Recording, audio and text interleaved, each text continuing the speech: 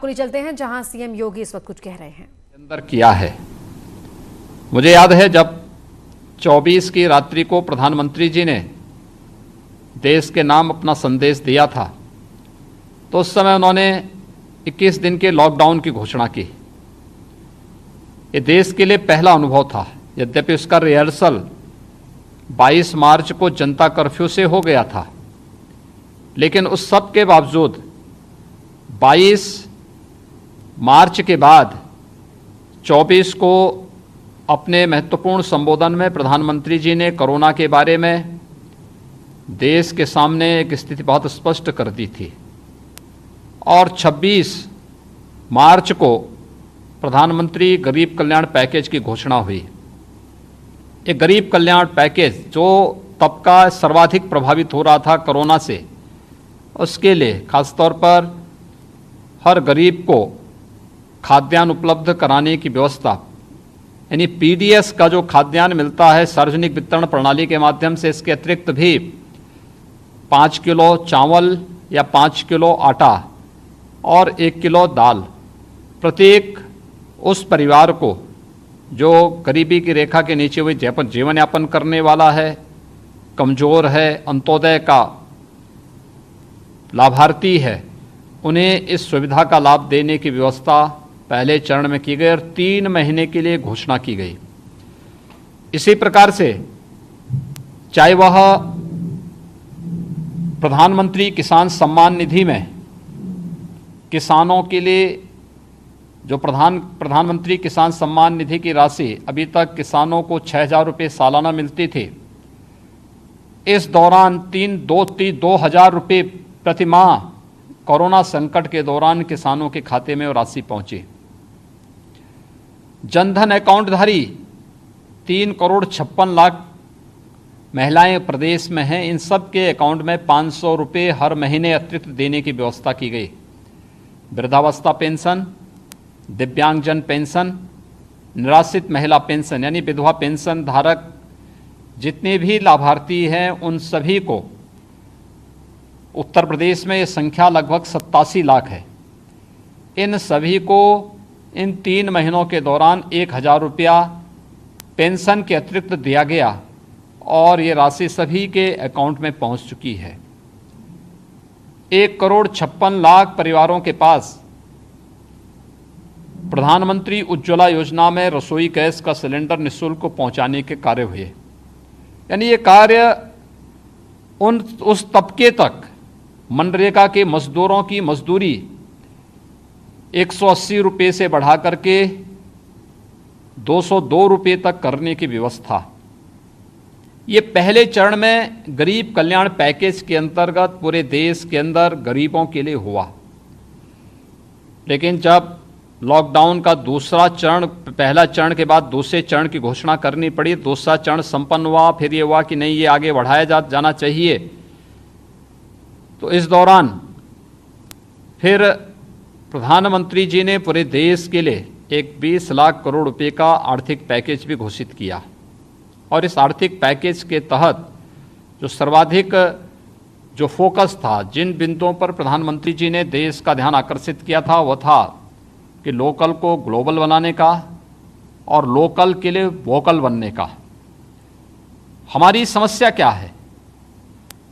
हम लोग अपने स्थानीय चीज़ों को महत्व नहीं देते और उसका परिणाम क्या था? आपने इस कोरोना संकट के दौरान देखा होगा कि कोरोना संकट के दौरान चीन जो पीपी किट है, जिसे पर्सनल प्रोटेक्शन इक्विपमेंट कहते हैं, जिसे एक पीपी किट जिसे पहन करके हॉस्पिटल में या मेडिकल के जो स्वास्थ्यकर्मी थे, ये लोग कोरोना पेशेंट का उपचार करते हैं या उसको ढूंढते हैं, उसकी जांच करते हैं। ये पीपी किट पहले भारत में बहुत कम बनती थी, ज़्यादातर चीन से वहाँ से आयात होती थी। उन्होंने बहुत घटिया स्तर के पीपी किट सप्लाई किए, बाद में उन्हें वापस कर दिया गया। इसी प्रकार से N95 मास्क का भी था, ट्रिपल लेयर मास्क का भी था, सैनिटाइज़र का भी था। आज आप देखेंगे प्रधानमंत्री मोदी जी के आह्वान पर पूरे देश के अंदर प्रतिदिन अब पीपी किट स्वयं बनना प्रारंभ हो गया। अब चीन पे हमारी निर्भरता समाप्त हो गई। सैनिटाइजर, अगर उत्तर प्रदेश की ही हम बात करें तो अकेले पीपी किट की दर्जनों यूनिट उत्तर प्रदेश में लग चुकी हैं।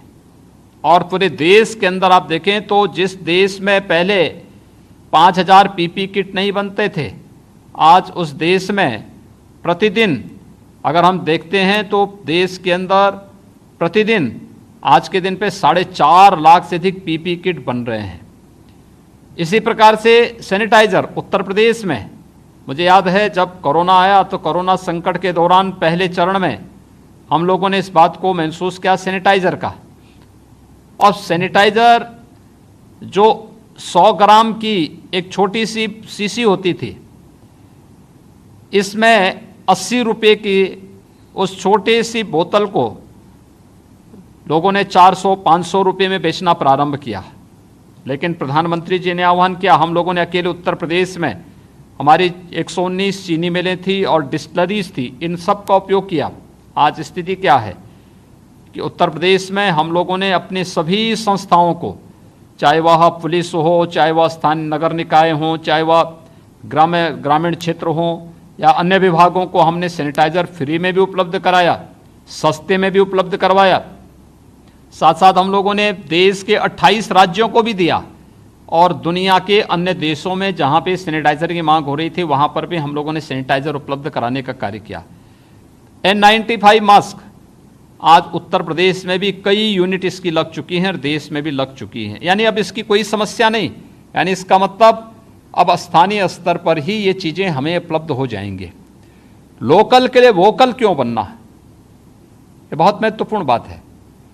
और उत्तर प्रदेश के बारे में बात इसलिए भी महत्वपूर्ण हो जाती है कि उत्तर प्रदेश जब ये देश आज़ाद हुआ था तो उस समय उत्तर प्रदेश की स्थिति क्या थी?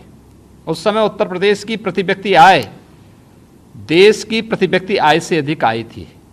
यानी उत्तर प्रदेश का नागरिक देश में सबसे धनी माना जाता था।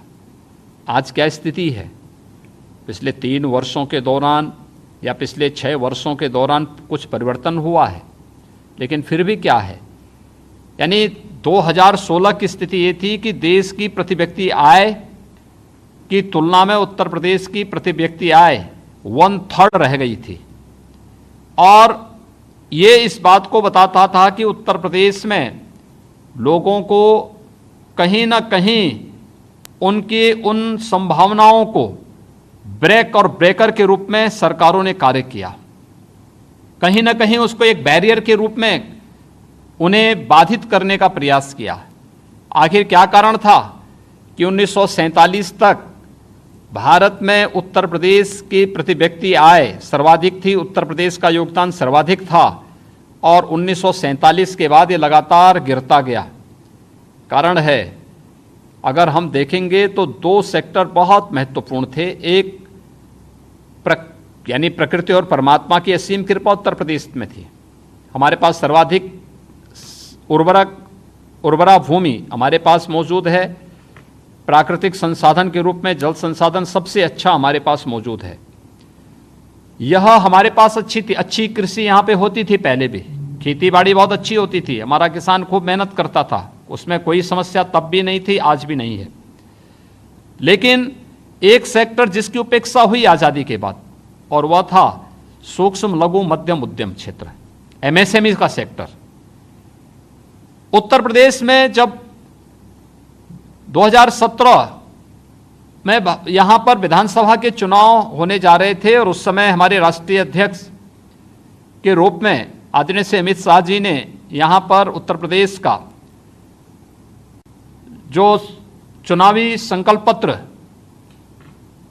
तैयार करवाया, उसमें उन्होंने एक पंक्ति लिखवाई थी और वो थी कि अगर भारतीय जनता पार्टी की सरकार बनती है तो सरकार प्रदेश के अंदर परंपरागत उद्यम को बढ़ावा देने के लिए कार्य करेगी।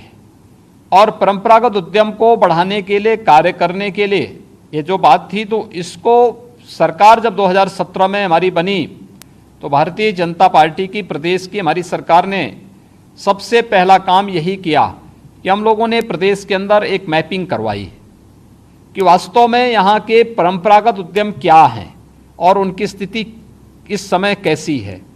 और मुझे देख के बहुत प्रसन्नता हुई कि प्रदेश के अंदर हमारे 75 जनपद हैं। 75 जनपद में 57 जनपद ऐसे थे जिन 57 जनपदों के अंदर उनकी अपने विशिष्ट उत्पाद थे। और ये विशिष्ट उत्पाद जहां पर पिछले सैकड़ों वर्षों से लोगों ने अपनी मेहनत से, अपने परिश्रम से वहां पर उसके छोटे छोटे क्लस्टर स्थापित किए थे।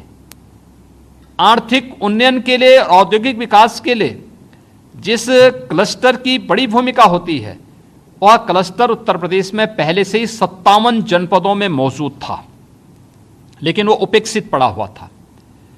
इसी प्रकार से मैंने शेष अन्य जनपदों के बारे में जब कार्य करना प्रारंभ किया कि वास्तव में जो ये शेष बचे हुए 18 जनपद हैं, इन 18 जनपदों में क्या संभावनाएं बन सकती हैं, तो मुझे देख के आश्चर्य हुआ कि यहां पर हम एग्रीकल्चर के क्षेत्र में बहुत कुछ कर सकते हैं। यानी फूड प्रोसेसिंग की अपार संभावनाएं वहां पर हैं और उन संभावनाओं के माध्यम से हम लोगों को न केवल आत्मनिर्भर बना सकते हैं बल्कि स्वावलंबन की ओर अग्रसर करके आत्मनिर्भरता की ओर अग्रसर कर सकते हैं।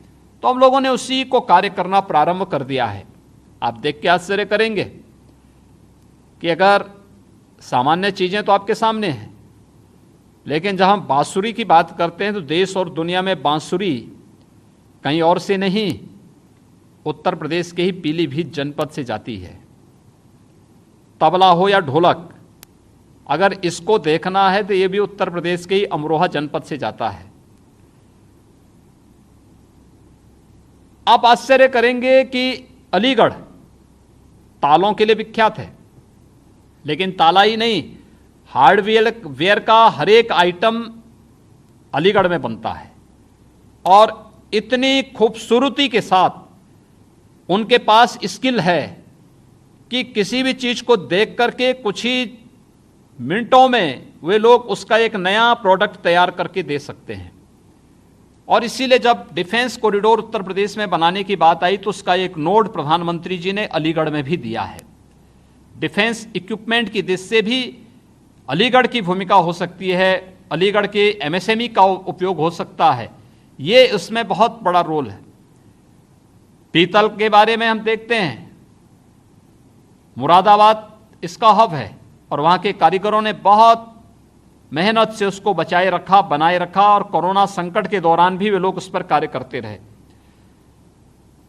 इत्र के बारे में कन्नौज, ग्लास के बारे में फिरोजाबाद, स्पोर्ट्स आइटम के लिए मेरठ, और उसके बाद चाहे वह लखनऊ की, यहां पर हम लोग देखें कारीगरी को देखें, चाहे वह चिकन कारीगरी हो या फिर वाराणसी के सिल्क के उद्योग को, ये अनेक कार्य पूरे देश के अंदर देखने को मिल सकते हैं और अपने एक संभावनाएं बिखरी पड़ी हैं। गोरखपुर के टेराकोटा को अगर आप देखेंगे, लोग मुझसे इस बारे में पूछते थे, अधिकारियों ने मुझसे कहा कि गोरखपुर का टेराकोटा आया है, इसका क्या उपयोग हो सकता है। मैंने कहा बहुत उपयोग होगा। उन्होंने पूछा आखिर क्या उपयोग हो सकता है। मैंने कहा भी देखो, इसमें बहुत संभावनाएं छुपी हुई हैं।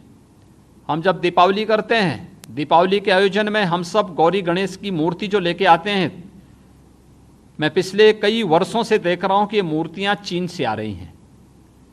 आखिर गोरखपुर का टेराकोटा अगर हम इन्हें डिजाइन दे दें, तकनीक दे दें और डिमांड इनसे पहले से कर लें, तो उत्तर प्रदेश के घर घर में गोरखपुर के टेराकोटा की, गौरी गणेश की प्रतिमाएं हर घर आपूर्ति हो सकती हैं।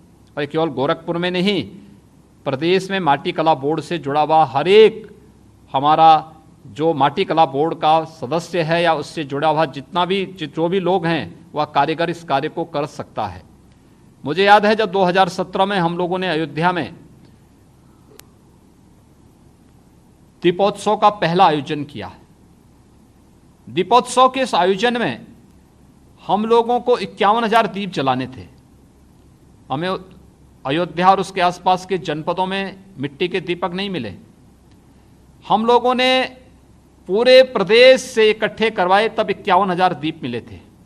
और पिछले वर्ष हम लोगों ने 5,51,000 दीप जलाए थे। ये सभी दीपक अकेले अयोध्या जनपद में मिले थे, क्योंकि वहां के लोगों का विश्वास है कि वह जो प्रोडक्ट बनाएगा वह प्रोडक्ट उन्हें प्राप्त भी होगा, वह प्रोडक्ट का दाम भी प्राप्त होगा और समाज मार्केट में इसकी डिमांड भी होगी। और उसका परिणाम क्या है? हम लोगों ने उसको सुविधाएं दी। माटी कला बोर्ड के लिए हम लोगों ने व्यवस्था दी कि हर ग्राम पंचायत के तालाब को प्रति वर्ष अप्रैल से जून तक हम प्रदेश के कुम्हारों को उसे फ्री में उपलब्ध कराएंगे। वे मिट्टी निकालेंगे और मिट्टी को अपना जमा कर सकेंगे।